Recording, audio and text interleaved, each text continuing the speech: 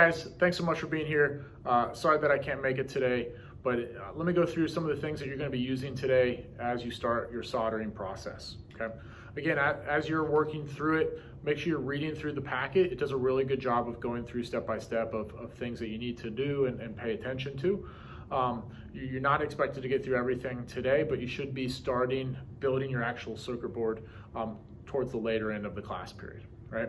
A few things for us is, one, our soldering iron stand is really important. Our soldering iron itself gets incredibly hot, right? Up to close to 900 degrees. And so we just want to make sure that this is not touching anything that it's not supposed to be touching, as well as being put in a way where when we're not using it, it's in a location that it's not going to accidentally hit us or hit our partner. Okay, so make sure that that stays in the stand when you're not using it. Some of the new soldering irons might not fit perfectly in the stand, but please do the best you can.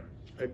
Other things you're going to be using as well is when the tip of your soldering iron, you might notice after a while it gets kind of dark and corroded and it's maybe not working as well.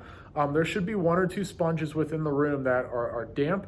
All you need to do is just make sure your soldering iron is nice and hot and just rub that soldering iron over top of that damp sponge.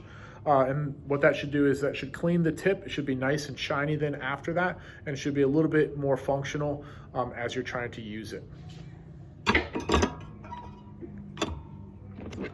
Other things you might have in your toolbox for the soldering process are your wire cutters. All right, so this is how you're going to strip different parts of the wire as well as cut them to the length that they're needed. Some extra solder, but the kit that you are using should have plenty of this as well as a removal device. Hopefully not something that you really need to use. We'll do a little bit more practice probably on the following day of how we might use that. As well as you might have some extra tips for your soldering iron. Nothing that we really need to replace. What's on there should be good for you guys, okay? So again, just make sure you're reading through the procedure in terms of step-by-step of how you're going through things.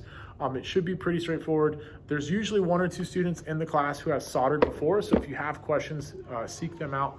If you're ever uncomfortable with what it's asking you to do, just feel that you don't have to do it, and we can just address it when I get back